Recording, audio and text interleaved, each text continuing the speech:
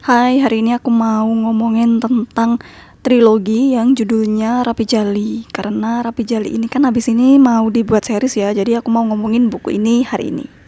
Trilogi Rapi Jali ini bercerita tentang kisah hidup seorang anak perempuan dari Batu Karas yang bernama Pink. Pink terpaksa merantau ke Jakarta karena masalah keluarga. Nah, di Jakarta ini dia bersekolah di sekolah yang bagus, berteman dengan anak-anak dari beragam latar belakang. Dia bermain musik, dia jatuh cinta ala anak remaja, dia mewujudkan mimpi dan pastinya melanjutkan hidup. Nah, apakah perjalanan hidup Pink itu berjalan dengan mulus? Ya tentu saja tidak. Di buku pertama yaitu Rapi Jali Mencari, Pink ini merasa kesepian di lingkungan yang baru. Dia itu bertanya-tanya kenapa sih kakeknya itu menyuruhnya untuk tinggal di Jakarta dengan keluarga yang nggak dia kenal gitu. Selain merasa asing di dalam rumah, Pink itu juga merasa terasing di sekolah. Kan setelah pindah rumah dia otomatis pindah sekolah juga kan. Nah, itu tuh nggak mudah bagi Pink untuk berteman di sekolah barunya tersebut. Konflik remaja SMA di buku pertama itu berkelindan dengan rapi dengan konflik politik dan keluarga yang terjadi di antara orang-orang dewasa di sekitar Pink dan kawan-kawannya. Nah, konflik politiknya itu dikemas dengan ringan, jadi nggak berat dan tentu saja mudah dimengerti ya. Nah, yang kurang aku pahami dari buku yang pertama ini itu ketika di Lestari, penulisnya itu menuturkan musik dari aspek teknis. Nah, kan aku nggak ngerti nada ya, aku buta nada dan tentu saja aku kesulitan membayangkan irama musik dari lagu yang ada di Rapi Jali Mencari ini. Makanya waktu tahu kabar Rapi Jali ini mau dibuat series, aku seneng banget karena nanti kan pasti aku akan melihat versi lagu-lagu tersebut dalam bentuk audio visual gitu. Siapa yang penasaran juga kayak aku, angkat tangan. Nah, buku yang kedua itu judulnya Rapi Jali Menjadi. Nah, buku ini tentu saja masih menceritakan Pink dan teman-temannya di masa SMA. Nah, bedanya di buku kedua ini itu mulai banyak konflik yang memuncak lalu dar meletus gitu. Nggak hanya konfliknya Pink dengan kisah cinta remajanya, tapi juga konflik Pink dengan orang-orang dewasa yang ada di sekitarnya. Lalu trilogi Rapi Jali ini ditutup dengan buku ketiga yaitu Rapi Jali Kembali. Aku tuh gak nyangka banget dengan latar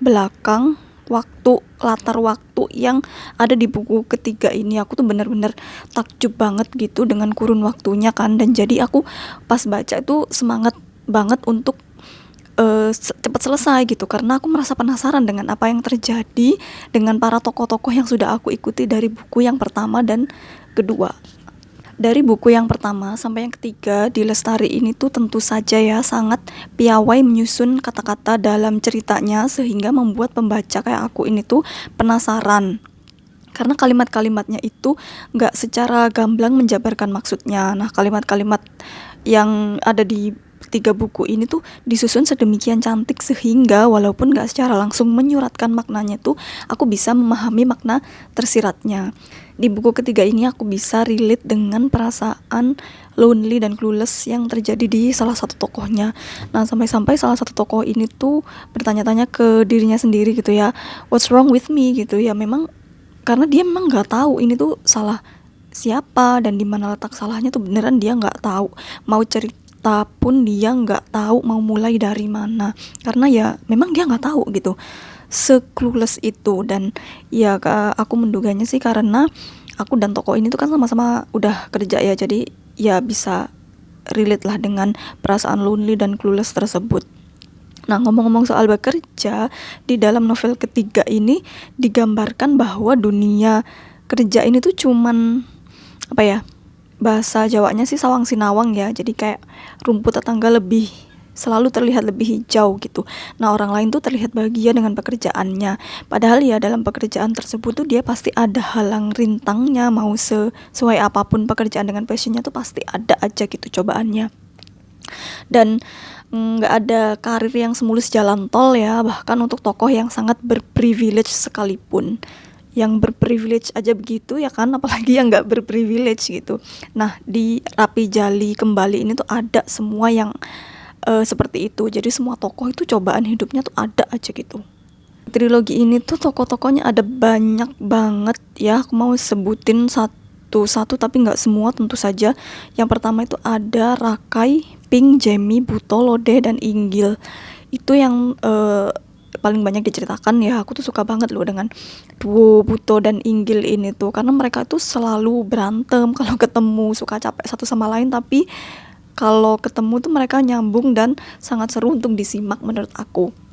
Lalu kepercayaan diri, skill public speaking, dan penguasaan panggung Lodeh ini tuh juga bikin aku kagum sih, kayak kok bisa lancar gitu ya ngomongnya di depan kamera kayak gini.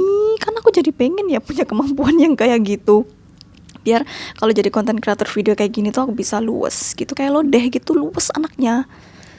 Nah, selain mereka berenam, itu ada juga tokoh-tokoh yang namanya Ira Surya, Don Surya, Yuda Alexander, Guntur, Ardi, Sarnita, Dahlia, Leonard Hartanto, Melani, Franciscus Maramis, Francisca, Weni, Nyak Siti, dan Kuswoyo. Oh, Oding Mulyana juga ada. Nah, ini tokohnya paling penting, tapi kok aku kelupaan sih.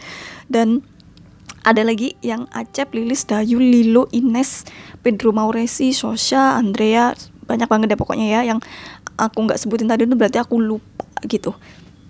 Overall, walaupun tokoh-tokohnya banyak banget ya, aku tuh nggak bingung dengan jalan cerita yang melibatkan tokoh-tokoh yang tadi aku sebutkan.